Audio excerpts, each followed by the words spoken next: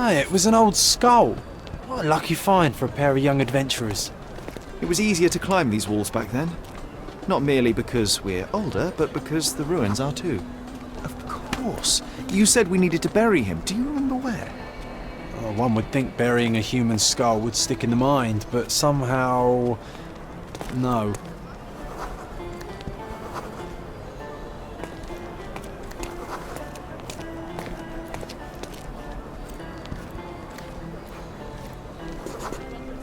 An old man was standing here as we passed. Oh yes, I remember his face as we flew by with a skull in our hands. He looked as shocked as our grisly companion.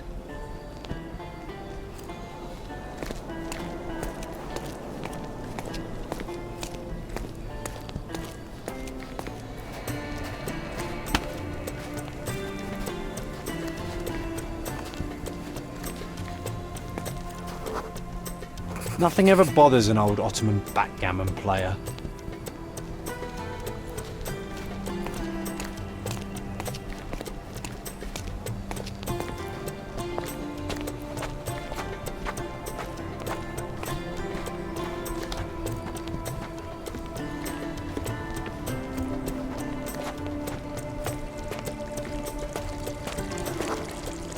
This wasn't the right place for a funeral. We were looking for somewhere more appropriate. Funny, nowadays you love putting men behind bars. You're a fellow of infinite jest, aren't you?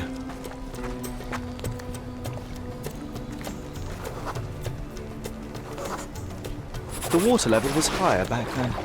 I remember swimming through this mire while trying not to breathe in the horrible odour.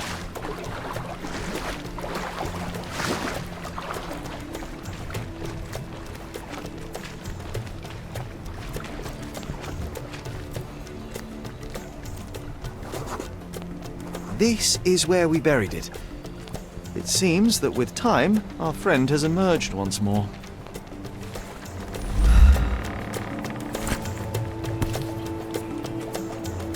The skull is ancient.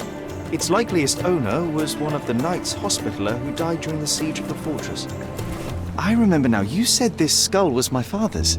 A child's imagination is a powerful tool. You needed this.